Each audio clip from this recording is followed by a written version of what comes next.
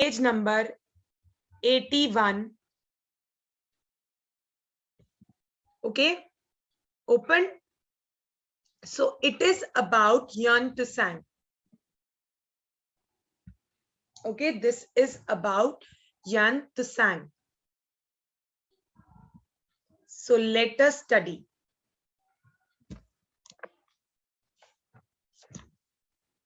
Let us study about Yuan Tsang. Who was he? When he came? What happened? So Yuan Tsang, he visited India in AD 630. When he visited India in AD 630. Yuan Tsang stayed in India for over of 15 years. He stayed in India for about 15 years.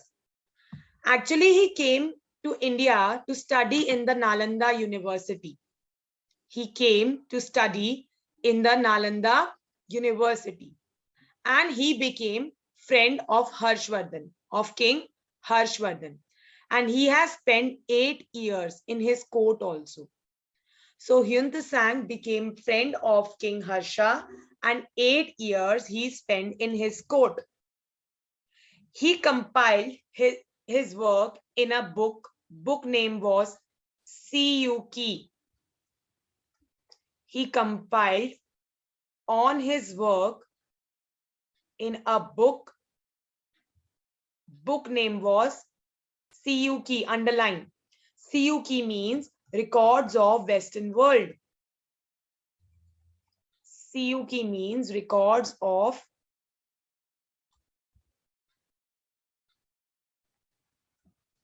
Western World. Actually, this book, Siyuki, Records of Western World, they give us detailed account of the administration, the economic system, the social system which was prevailing in Harshvardhan's period. Okay, and the life of the people at that time. The Siyuki book tell us about the administrative, the economic system, the social system, and the life of the people at that time. In his court means like the council of ministers are there na, who sits with king. So he was also present. Yuan Tsang was also present in his court. When the council of ministers used to sit with the king, Yuan Tsang used to sit also there. Okay.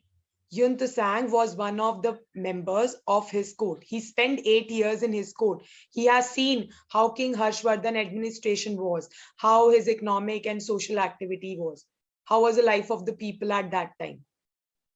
So main occupation at that time was agriculture only. It was the main occupation. Agriculture was the main occupation. Traders, craftsmen, they used to live in the towns. Okay, traders and craftsmen, they used to live in the towns. The people were very simple. They were honest. They lived very peacefully. No conflict, no fight with each other. They used to live very peacefully. Most of them were vegetarians. They don't used to eat onion and garlic also. Okay, most of them were vegetarian and they were not eating onion and garlic also. So if I talk about the people over there, they were vegetarian and they used to avoid onion and garlic. He also explained, Yuan Tsang also explained about the rigid caste system. Rigid means fixed. Rigid caste system prevailing at that time. He also explained about the rigid caste system. There was fixed caste system. Upper caste, lower caste. The peoples were divided into upper caste and lower caste. So rigid caste system was there in his kingdom. The people were divided into many caste, many subcaste. The untouchables, you know, na Harijans, they were not treated very good. They were treated very badly, okay, by the upper caste people. The Harijans, or if I talk about the untouchables, they were not treated good or they were not treated well by the upper caste people. They have to live outside the city. Who? The untouchables. Untouchable used to live outside the city. So here they are telling us about the rigid caste system, that the society was divided into upper caste and lower caste. There was a rigid caste system, and the untouchables, the lower caste people, were treated badly by the upper caste people. Okay, and they have to, the untouchables have to live outside the city. They cannot live in the city. The whole empire, if I talk, we have talked about this earlier also. If I talk about the whole empire was divided into provinces. Provinces are also known as bhuktis. Okay, the province was divided into districts. Yesterday we had talked about this, and this is known as Vishayas. And the districts were further divided into villages. Okay, so here empire was divided into provinces, that is known as bhuktis, and provinces were divided into districts, that is known as Vishayas, and districts were divided into villages. You know, the revenue officials, there were revenue officials who used to collect revenue from the villages. Okay, there were revenue officials who used to collect the revenue. Okay, whatever agriculture, if you are doing agriculture activity, whatever you are producing, 1/6 of the produce you have to give as revenue. 1/6 of the produce you have to give as revenue to the king. So revenue officials, they used to collect the revenue at which rate? Underline 1/6, whatever they are producing, 1/6 part they have to give as a revenue to the king. Harsha. Harsha here means King Harshvardhan organized religious assemblies every 5 years at Prayag. Prayag here means which city? Allahabad. So this King Harsha used to organize the religious assembly every 5 years at Prayag. So what these assemblies used to do? These assemblies have to debate on any kind of religious matters. These assemblies, after every 5 years, one religious assembly used to held in Prayag. Okay, here they are saying after every 5 years, religious assemblies used to be there at Prayag. What they used to do, they used to debate. Okay, yeah, you may say, Adit, like a fair, they used to debate over there, and they used to do religious discussions. Religious decisions were taken in this religious assemblies. These assemblies, religious assemblies, these were attended by the monks, the priests, and the scholars of different religion. These religious assemblies, who used to attend these assemblies? These assemblies used to be attended by monks, by the priest, and by the scholars of different religious group of different regions. Harsha was a capable and a very tolerant ruler. There was a prosperity when he was the king. When Harsha was the king, there was prosperity in his kingdom. After Harsha's death, when Harsha died, then the North India was again in total disorder. The state was in total disorder, the northern part of India. After the Harsha's death, the northern part of India was in completely disorder. Meanwhile, the Deccan and the South rose to power, and they take the glory. When Harsha died, then your southern kingdom, South India kingdom emerged, and they gained the glory at that time. Understood this?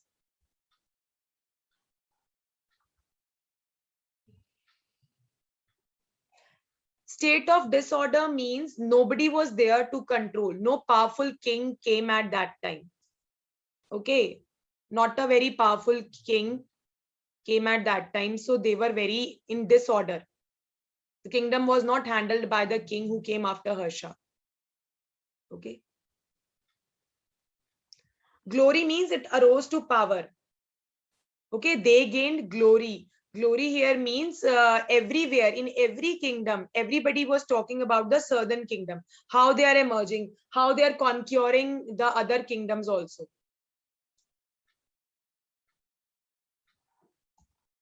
You can say that they gained importance. Okay, how their name came up, that these kingdoms are emerging as a greatest power. So now I'm telling you about their kingdom. The kingdom is about the Chalukyas. Okay, the kingdom was there about the Chalukyas.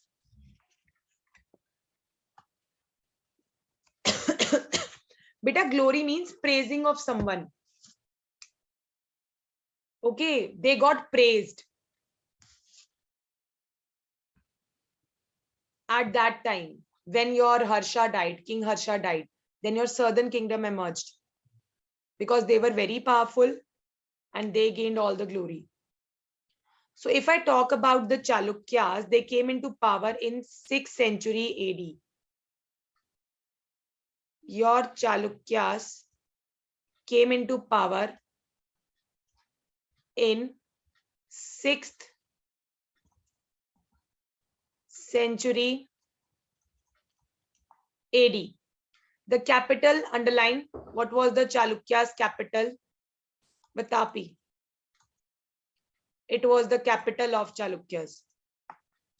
It was also known as Badami, underline.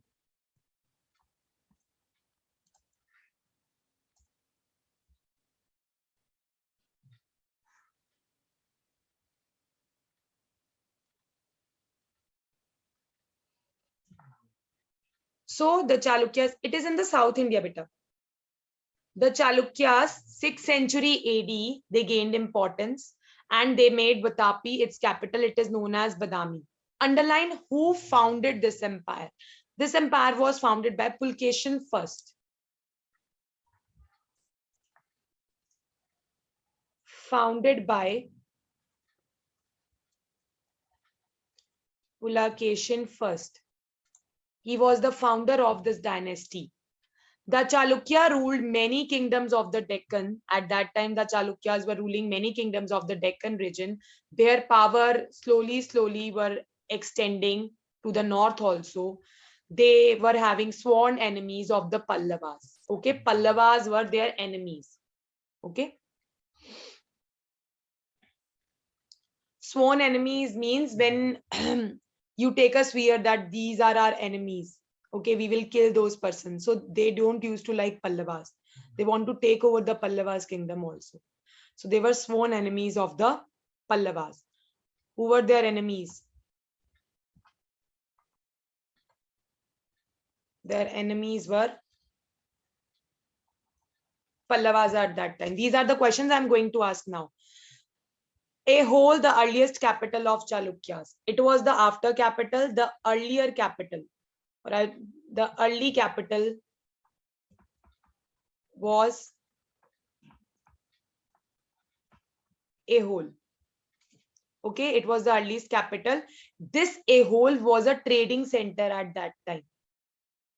This was a trading center at that time. Important trading center where the people used to trade, the craftsmen, the traders, they used to trade in this place. It's developed religious center. It was a trading center also as well as a religious center also. They have, Chalukyas have developed or they have established many temples over there. Okay. Chalukyas ruled from Vatapi, were in power in the northern Karnataka from 6th century AD. They were generally ruling in which region? Karnataka region. Underline. They were generally ruling in which region? In your Karnataka region. Year also they have mentioned 757 AD. Yeah, Chalukyas, they ruled from Vatapi to the northern of Karnataka and it in AD 757 AD. Their kingdom established in 6th century to 757 AD. They have ruled.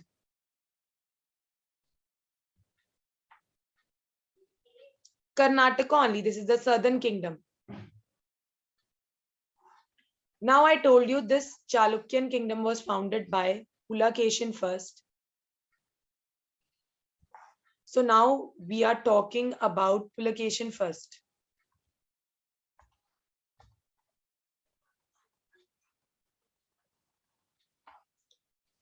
Now let us talk about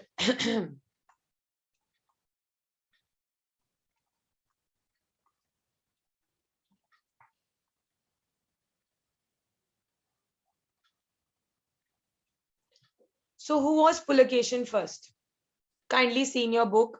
He was the first ruler of your Chalukya dynasty.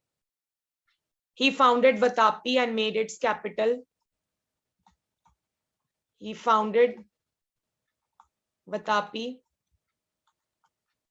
and made it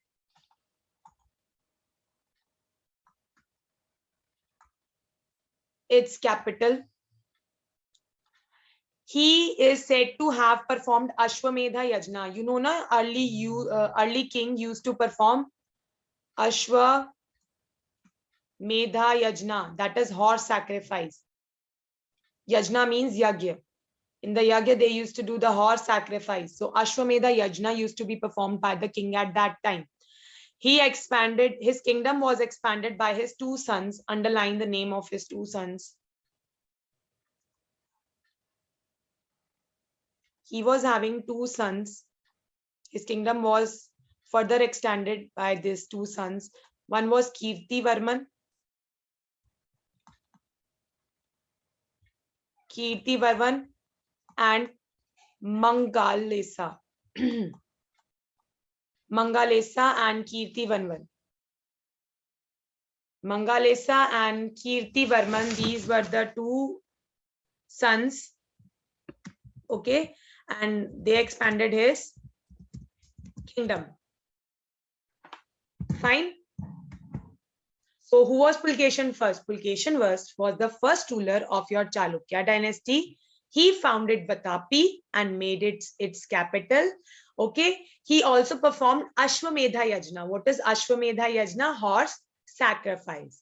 And there were two sons, okay, who extended his kingdom. Two sons' names were Kirti Varman and Mangalesa. Done. So this was about Pulakeshin first. Now, ma'am will talk about Pulakeshin second. Pulakeshin second.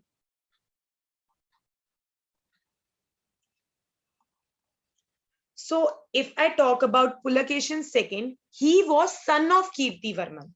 So underline, who was Pulakeshin second? He was son of Kirti Varman. He was the greatest ruler. This Pulakeshin second was the greatest ruler of this dynasty. He ruled for almost 34 years. He ruled for almost how many years? 34 years. Correct, Namo. He was the only king, if you remember very good, he defeated Harshvardhan in AD 640. So he was son of Kirti Varman. He ruled for 34 years. That's why they have said here that he is the greatest ruler of the Chalukya dynasty. We know about Pulakeshin second from a Prashasti. You know the meaning of Prashasti. We have done Samundragupta Prashasti. Now Pulakeshin second Prashasti. Prashasti means in praise of someone. Prashasti means in praise of someone. We know about him from a Prashasti. How we came to know that he was the greatest king? From a Prashasti, which was composed by his court poet Ravi Kirti. Court poet Ravi Kirti. Okay, this Prashasti was composed by court poet Ravi Kirti. Underline. According to Ravi Kirti, according to this Prashasti, okay, Pulakeshin led an expedition to the west. Means he went on a journey to the west and eastern coast of India. He did an expedition. He went on a journey to the western and eastern coast of India. He defeated King Harsha. This we have done earlier, that he defeated King Harsha. He also attacked the Pallava king. I told you earlier that Chalukyas were enemies of Pallavas. So he attacked the Pallava king also. Okay. He also attacked the Pallava king, but Pallava king took the shelter behind the walls of Kanchipuram. Pallava king ran away, and behind the walls of Kanchipuram is a city. There, that Pallava king means he took shelter. During his time period, he conquered larger part of Deccan. This Pulakeshin II, during his time periods, he conquered Deccan part. He conquered your Deccan part, and from the banks of Narmada river to Kaveri river, his kingdom was there. From the banks of your Narmada river to Kaveri river, his kingdom was there. His greatest achievement was when he defeated King Harshvardhan. This was his greatest achievement. Okay, when he defeated King Harshvardhan. So you can write he defeated King Harshvardhan, or King Harsha you can write. He defeated King Harshvardhan or King Harsha in 620 AD. In 641 AD, you know, a Chinese pilgrim, Yuan Tusang, he also visited Pulkeshin second kingdom. Yuan Tusang visited which kingdom? Harsha's kingdom also. He was friend of Harsha. He visited his kingdom also, Pulkeshin second kingdom. He said that this was the king who was served by the nobles with perfect loyalty. And his people, Pulkeshin second people, are perfect loyal towards their kingdom. So when Yuan Tusang came to Pulkeshin second kingdom, he wrote about him that his persons are serving him with full nobility. Okay, they are our nobles, means with full loyalty, people are serving him. But when the last days were going off, Pulkeshin II, he was not happy. He was defeated and killed by a Pallava king only. Okay. This Pulkeshin II, he was defeated by Pallava king. Underline the Pallava king name. Narasimha Varman in AD 642. Last days means when he was about to die. Pulkeshin II last days means he was defeated by a Pallava king. Underline the name of that Pallava king also.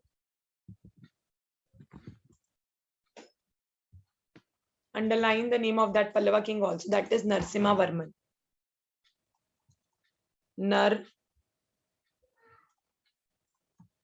Narasimha Varman. Narasimha Varman in AD 642.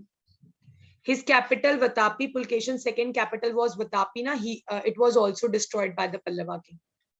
So he was defeated by a Pallava king, Narasimha Varman, in AD 642, and his capital was also completely destroyed, Vatapi. That was after his death. The Chalukyas' power came on declining. When Pulkeshin II died, the Chalukyas' power went on declining. The last rulers were there, but they were not as powerful. They failed the kingdom. Finally, the Rashtrakutas ended the rule of Chalukyas. Who ended the rule of Chalukyas? Underline. Rashtrakutas.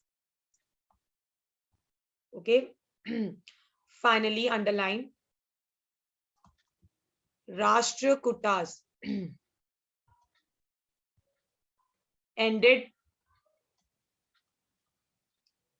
Chalukyas. Okay. Your Rashtrakutas, they ended your Chalukyas. Done. We have done till Chalukyan kingdom today. And now tomorrow we will discuss about the Pallavas. So now if you are having any doubt, you may ask, beta.